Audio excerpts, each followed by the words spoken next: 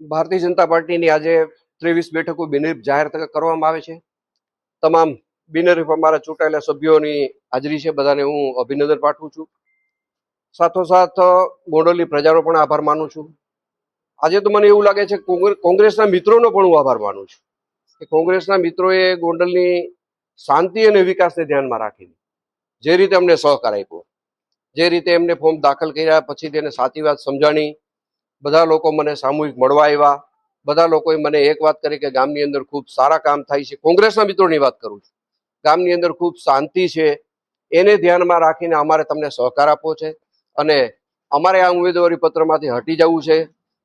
પાછળના કારણો તો ઘણા બધા એવા હતા કે જે લોકોએ ટેકામાં સહી લીધેલી હતી, ઘણા લોકો જાણતા નહોતા કે આ ટેકામાં અમારી સહી લીધેલી છે, ઘણા એ ખોટા વ્યક્તિ હતા. આના કારણે આ બધું બની ગયું છે અને આ વાતને ગુંડાગીરી તરફ જો ચિતરવા માંગતા હોય તો અમને વાંધો નથી, પણ ગોંડલની જનતાએ અને કોંગ્રેસના મિત્રોએ અમને જે સહકાર આપ્યો છે ગોંડલના વિકાસને અને ગોંડલને શાંતિને ધ્યાનમાં રાખીને અમને સહકાર આપ્યો છે, જેને કારણે અમારી 23 સીટ બિનહરીફ થઈ છે. મને લાગે છે કે કોંગ્રેસના જે આક્ષેપો છે આમાં આપણે સીડી કેસેટ હોય એના બે પાર્ટ હોય. જો બીજો પાર્ટ વગાડે તો એની અંદર બીજો સૂર આવશે અને બીજો સૂર એવો આવશે ગોંડલનો વિકાસ, ગોંડલની શાંતિ, ગોંડલની સલામતી, આવો બીજા પાર્ટની અંદર સૂર છે, પણ એ પાર્ટી એને કોઈને દેખાતો નથી.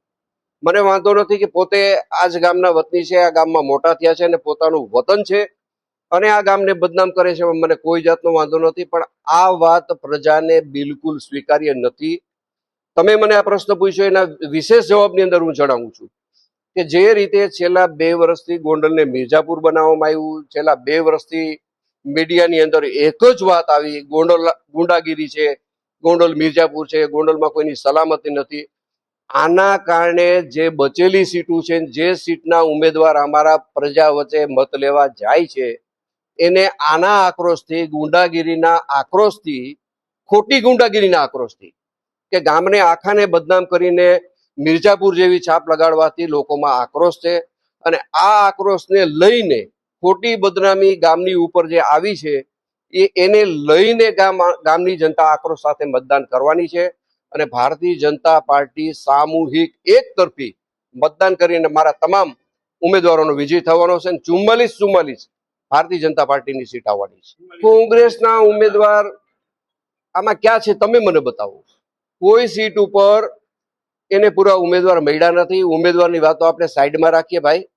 એને ટેકાની અંદર ખોટી સહીઓ લેવી પડી છે, ખોટા ટેકા રજૂ કરવા પડ્યા છે જે વ્યક્તિ જાણતા નથી. એક માજીનું ઇન્ટરવ્યુ તમે 2 દિવસ પહેલા સાંભળી લીધું કે જે માજીની ટેકાની અંદર સહી નથી, જે માજીને સહી કરતા આવડતી નથી, આની સહી એમાં થઈ જાય અને ફોર્મ રજૂ થઈ જાય. આ દશા કોંગ્રેસની છે અને આવડી વાતો એ ચડી ગયા છે. બચેલા ઉમેદવાર અમારી પાસે ચૂંટણી પ્રચારના માધ્યમો એટલા બધા મિત્રો છે.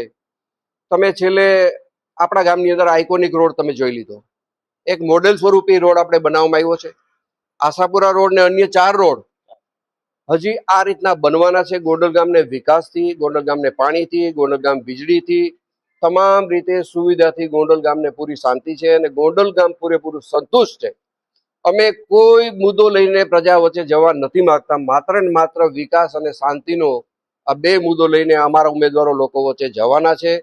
લોકોને પણ મારી નમ્ર અપીલ છે કે બિનહરીફ સિવાયની જે બચેલી સીટો છે એમાં તમે સામૂહિક રીતે ભારતીય જનતા પાર્ટીના ઉમેદવારને મતદાન કરો, એને જંગી લીડથી ચૂંટાવો, જેથી કરીને આવતા દિવસોની અંદર જે ગોંડલની બદનામીની વાત છે એ વાત ઓટોમેટિક લોકમુખે બહાર આવી જશે, પેટીની અંદર બહાર આવી જશે કે આ ગોંડલ ખરેખર મિર્ઝાપુર નથી, પણ આ ગોંડલ એક વિકાસના પંથે છે અને ગોંડલની અંદર સંપૂર્ણપણે શાંતિના વાતાવરણ કારણે સ્થિર સરકાર છે, સ્થિર પાર્ટીનું શાસન છે અને ફરીથી 44 ઉમેદવાર જીતી જાય એ આ બધાને મારી દ્રષ્ટિએ જવાબ છે.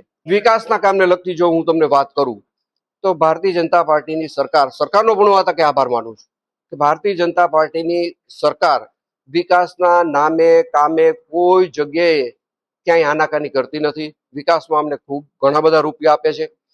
મારી ઈચ્છા પણ એવી છે કે નદી માટે પણ કંઈક ખાસ વ્યવસ્થા કરવી છે, સુશોભન માટે વ્યવસ્થા કરવી છે, આ બધું વિચારણામાં છે.